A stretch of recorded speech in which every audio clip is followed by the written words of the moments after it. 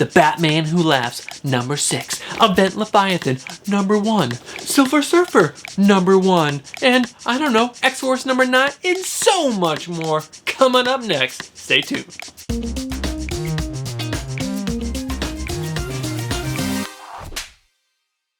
What's up, comic book fans? My name is Bruce Moreau, and welcome back to the channel. And welcome back for another week of comic book reviews. And in this week, we will be reviewing the books that I picked up on June 12th, 2019. Can you guys believe it? We're almost halfway through the year already. That's insanity. But this week, we got some really big comics. We got some not so big comics, but it was actually a lot of good stuff this week. So let's jump right in and talk about the books that I picked up. Oh my god, English. Alright, let's jump right into the books that I picked up this week at my local comic book shop. And those books were Batman and the Outsiders, number 2. The Batman Who Laughs, number 6. Detective Comics, number 1005. Event Leviathan, number 1. The Flash, 72. Amazing Spider-Man, 23. Silver Surfer Black, number 1. Venom, number 15. And X-Force, number 9. Alright, so first up, we have Batman in the Outsiders, number 2. This is written by Brian Hill and art by Dexter Soy. This cover is pretty sick. And overall, was actually, let me get me out of the frame so that you can focus on the book. There we go. Yeah, this book is really good. I really enjoyed it. The first issue wasn't great, but it definitely was setting up this issue. I'm really enjoying the artwork in this book. It's really fun. And then this book we see Caliber, which is totally a ripoff of Cable from the Marvel Universe. But Batman has tasked him to protect Sophia, this metahuman that was part of this program called the ART program, where they tested on people and I guess gave them abilities. And this character called Ishmael is tracking them down, and Caliber has some information on him. I guess he's also part of that ART program. And his ability is that he feeds off other metas to empower him more. And this is him jumping through the wall out of frame. There we go. It focuses. It's pretty cool. Pretty badass moment. Got a shield and this giant sword. But Batman sends the team out to help Cable protect Sophia from this Ishmael. And of course, nothing goes according to plan. And this cool scene of Katana coming in to try to save her. Totally blocks this blade coming down and chopping Sophia in half, which is pretty sick. But yeah, things don't go according to plan, and Ishmael ends up winning because he does like this supernova ability and totally like knocks out the whole team, including Sophia. And at the end, we find out that Ra's al Ghul is in charge of Ishmael and wants Sophia for some reason, and that is where we left off. And yeah, it was a really good book. I really enjoyed it. Artwork was solid. The writing was really good. Really enjoyed that book. I would definitely suggest you guys pick this up, especially since this is issue number 2, so this is definitely a good jumping in point because you should be able to still get issue 1. Issue 1 down the shop. Alright, up next we have The Batman Who Laughs, number 6, written by Scott Snyder and art by Jock. This was such a good read. Scott Snyder, again, I am loving everything you're putting out right now. It's such a good stuff, and the Batman Who Laughs character is so good. Yeah, so this just continues the story from last time. Batman's blood is still becoming more and more infected with the Joker virus that was given to him at the issue number 1 when Joker died, and passed that on to him. James Gordon and Jim Gordon are still trying to help Batman. I mean, Jock's art is so freaking good. And yeah, in this issue, Batman, Jim, and James set a trap for the Batman Who Laughs, and things don't go according to plan. And yeah, it is just a really good book. I don't want to ruin anything about the book because it is so good. So I highly suggest you guys pick this book up if you're already collecting. If you're not, I would definitely wait for trade and then pick this book up because there's one more issue. They extended this from a 6-issue miniseries to a 7. So there's one more issue, and then this will be collected probably in the next few months. Good read. Solid read. Alright, up next we have Detective Comics 1005, pretty dope cover. And this is written by Peter J. Dasami and art by Brad Walker.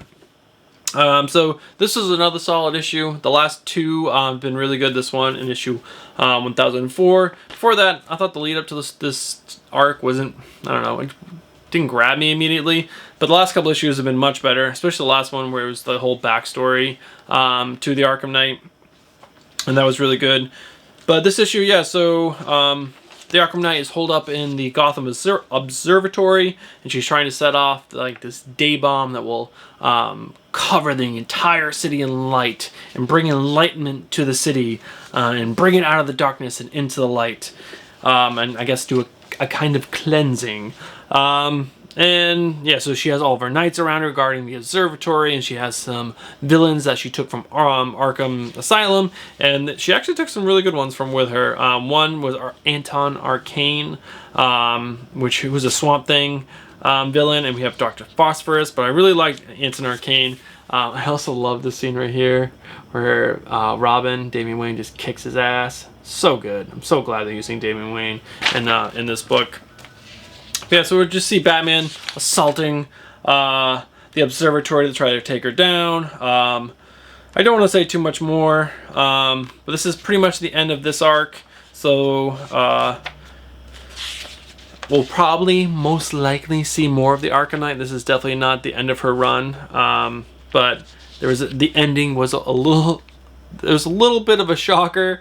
It shouldn't have been, but it was for me. But it was good. I really like this issue. This is a good book. Not a great jumping in point, only because this is issue 1005. But this arc should be out in trades somewhat soon. All right, pick of the week. Here it is, people. Event Leviathan #1. This is written by Brian Michael Bendis and art by Alex Maleev.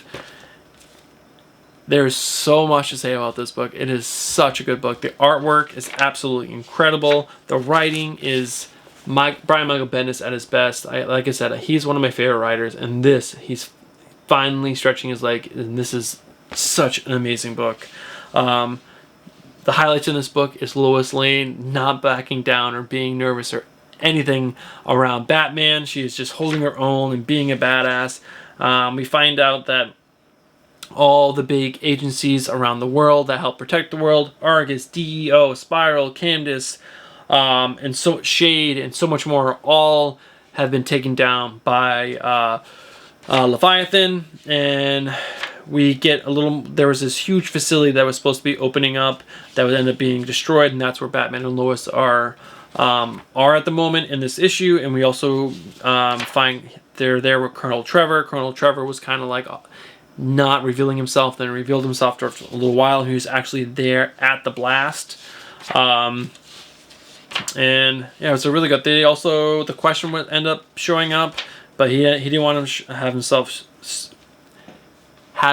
seen, so he ends up just like listening, and the Green Arrow shows up, and so we get most of the characters that are going to be focused in this book. Not all.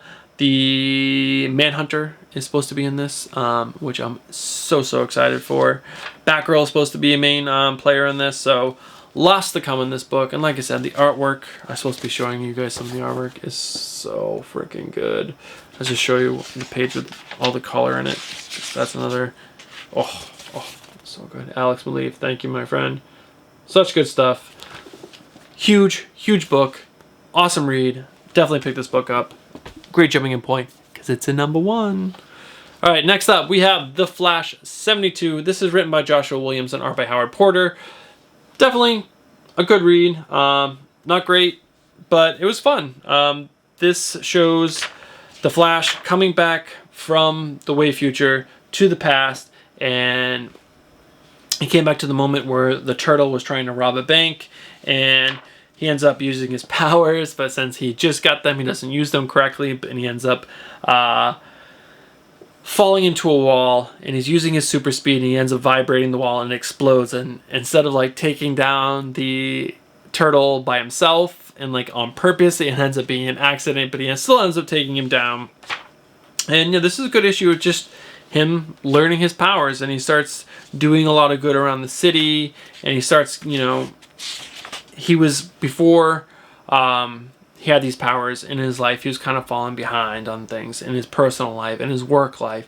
And with these powers, he realized he can do so much good in such a little amount of time. And yeah, it was just a really fun read. Joshua Williams is doing a good job telling this retelling of his origin story, or I should say the first year when he has his powers. It was really good, and at the end there is a really, really good twist. That was awesome. This is the page right before it. Kind of a little bit of a tease, but not showing too much. It was really good. If you're a Flash fan and you want to read like his origin or his year 1 story, this is definitely has been fun so far, so I would suggest picking it up if you are a Flash fan. If you're not, I'll probably skip it. The artwork isn't my favorite. Joshua Williams is hit or miss sometimes, but I'm having fun with it. If you like the Flash, I would probably think that you guys would like it as well. All right, first Marvel book up for the week. We have The Amazing Spider-Man number 23. This is written by Nick Spencer and art by Ryan Artley. Sorry, get it to focus.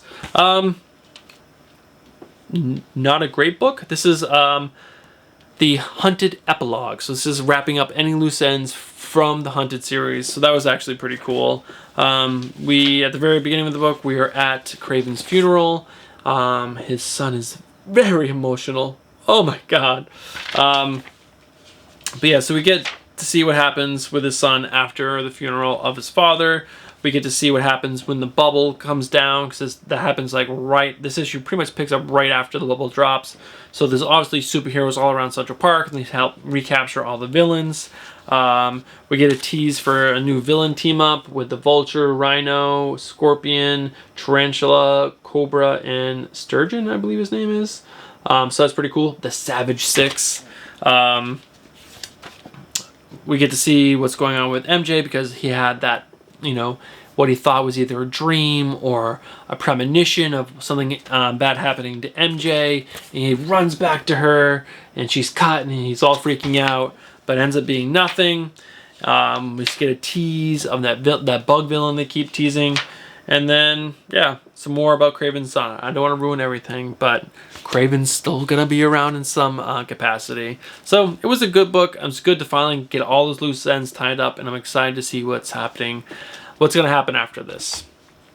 Would I suggest picking it up?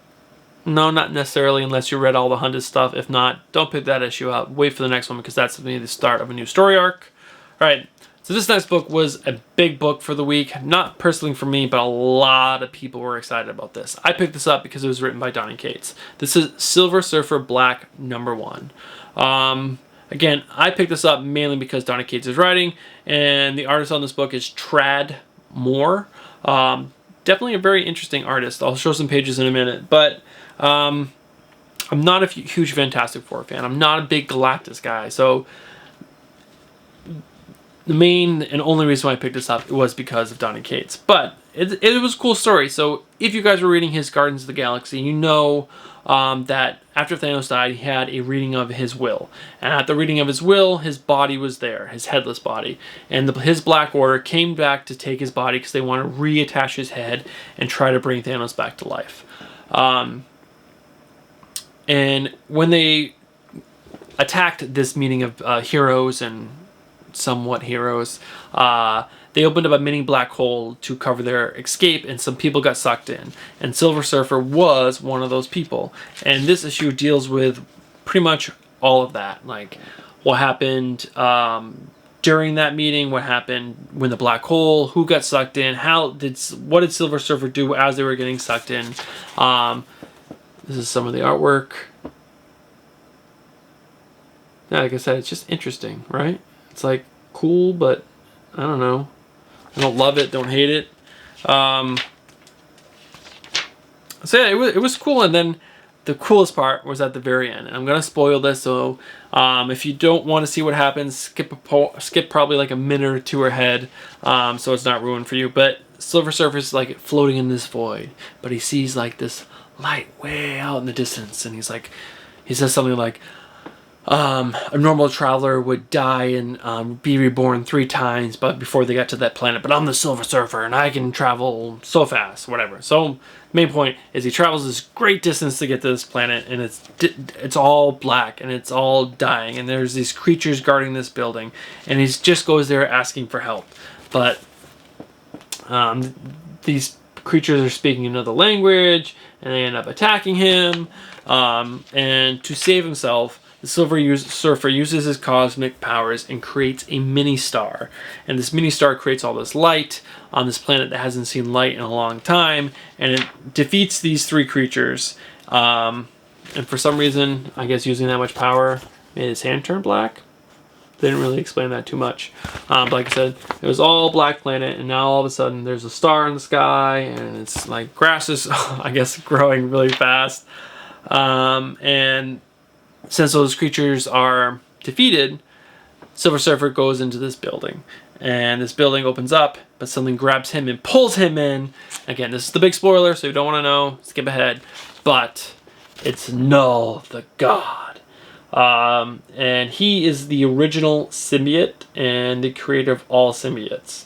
And if you don't know, Donny Cates has a big symbiote summer event happening. It could be end of the, I believe it's coming in at the end of the summer, maybe early fall. If I can find that information, I'll remember to put it on screen. But I'm pumped about that because that's amazing. So this is hopefully the start of the little trickles of that story, because that I am so excited for. That's why I picked this book up, because it's Donny Cates. I was hoping for something like that, and I got it. So overall, interesting read. There is a really cool letter at the back of the book that Donny Cates wrote to his fans to tell him, you guys, a little information about this. And I actually read that on Twitter.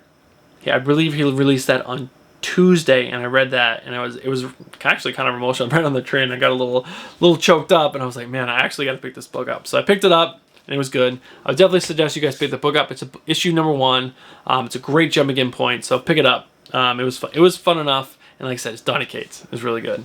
All right, so next up, speaking about symbiotes, we have Venom number 15, and this is written by Colin Bunn and art by Iban Coelho and Alberto Jimenez. And I gotta say, the only good thing about this book is the art. The story was a throwaway story. It was definitely just a War of the Realms tie-in. Nothing really happened with our friend Eddie Brock that was of any interest to move anything forward in the story. He's with his son. His son is, or I shouldn't say he's with his son. He's put his son in a bunker. He's out just fighting with this fake symbiote suit that was given to him by a black elf witch. And yeah, nothing really happened. War of the Realms tie-in. If you like cool art and you're reading War of the Realms, you might be interested. But again, this wasn't even really that interesting for War of the Realms, because I'm reading that, so it didn't really give me any additional information. But yeah, I wouldn't suggest picking this book up. I would pass on this one, guys. All right, last book of the week, we have X-Force number 9. This is written by Ed Brisson, art by Dylan Burnett. This was a fun read. I wasn't sold on this book at the very beginning when it first started. I was kind of like, it's okay. What is this team? What is this artist doing? It's so cartoony. I don't like the way he draws Warpath. But over 9 issues, I gotta say, I started really enjoying his art style. It's really fun. I love the way he draws Cannonball. I love the way he draws Deathlock. He draws he has just cartoony, fun style that you actually start to enjoy after a while. It took 9 issues. Well, I enjoyed last issue. It's 8 issues, I guess. But it was really fun. This issue sees the team in the future still. They're still trying to get to Kid Cable. One of Kid Cable's followers ends up excuse me, helping them defeat Strife's team that Strife sent to attack them. They get to where Strife is, where Kid Cable is, and they end up freeing Kid Cable from his cell, which is absolutely crazy because his techno-organic virus had totally filling up his whole cell. And yeah, there's some funny dialogue between Warpath and Cannonball. Yeah, but overall, it's a really good book. I don't want to spoil too much more, but there's some really cool scenes with Rachel Gray, because she had been telepathically taken over by Strife and kept as a prisoner, but she ends up, I'll spoil one thing, she ends up getting free, which is this thing right there. She was part of the Phoenix for a while, so yeah, it's pretty freaking cool. Yeah, so overall, solid book. Not a great jumping in point, but a solid read. And if you're interested in X-Force, because there's only one more issue after this, which will be the end of this run, because Jonathan Hickman's X-Men reboot starts in July, so July's issue of that will be the last one, and then the reboot starts. So hopefully some of these characters come back in some kind of capacity in that X-Men run, but who knows, because it is a total X-Men reboot, so we'll see. But yeah, that's going to be it for this week, guys. I hope you guys enjoyed this this week's episode. What books did you guys pick up this week? I'd really love to hear what you guys picked up, and if you guys picked up any of these books, what did you guys think of those books? Do you agree with me? Do you not agree with me? Let me know down in the comments below. And if there are any books that I did not pick up that you guys thought were great that I should be reading, also put that down in the comments below. So yeah, that's going to be truly it for this week. As always, well, you guys know what to do. What to do? Smash that like button! If you guys aren't subscribed, please get subscribed. I'd really appreciate it. And other than that, yeah, that's going to be it. Have a great weekend. Happy Father's Day to all the fathers out there. And I will see you guys in the next one. Peace.